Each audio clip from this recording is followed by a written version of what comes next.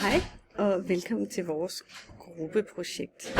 Vi er gruppe 16, og vi er bestående af Sara Kok, Lisbeth, Lilian, Kaspi og mig selv, Michelle. Vi har været inde og prøve at genskabe MyLice hjemmeside. Det her det er deres originale hjemmeside, og det her det er det, vi er endt op med. Vi har ændret lidt på de forskellige delelementer derinde, for at kunne få mest muligt JavaScript med.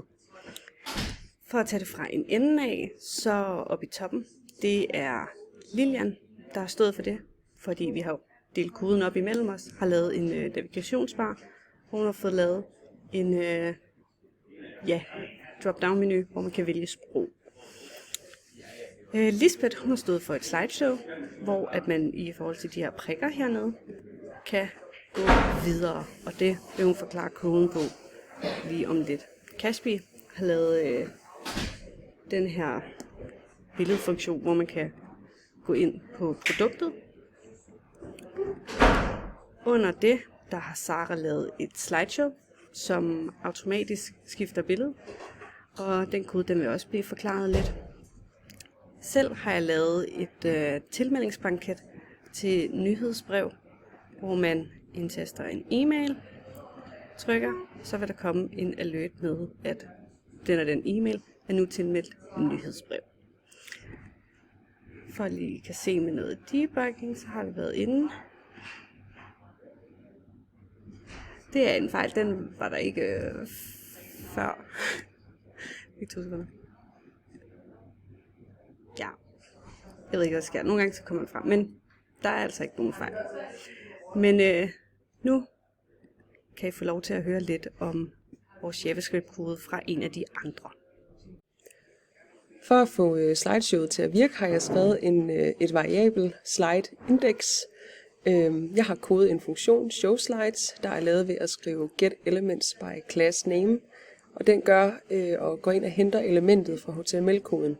Elementet det er div-class med mySlides og dot. MySlides er en funktion, der laver selve slides med billederne.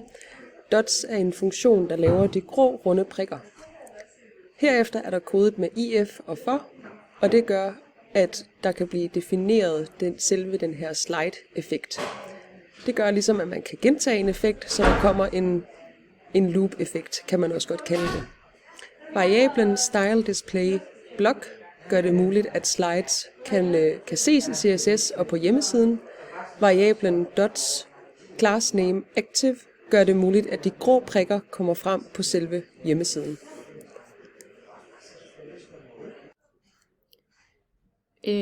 I starten af den her kode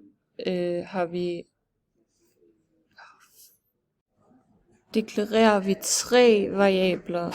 Den første viser, hvor slideshowet starter, altså 0, billede 0. Den anden viser arrayet med de 3 billeder, den liste vi ser nedenunder.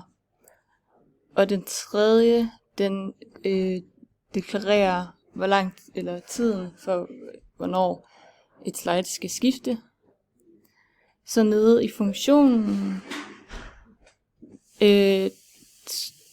der ændrer den billederne, og det første document slide 1 sort, den kalder på billedarrayet, og så har vi en if else, som jeg er lidt usikker på, hvordan virker, men det korte og lange er, at den får den til at starte forfra. Og så til allersidst i funktionen er der med time, altså tiden på, altså der fortæller man, hvornår den skal skifte. Det er så de 2 sekunder. Og så til allersidst, den sidste linje, window unload, fortæller, at den skal først starte, når HTML-dokumentet er loadet.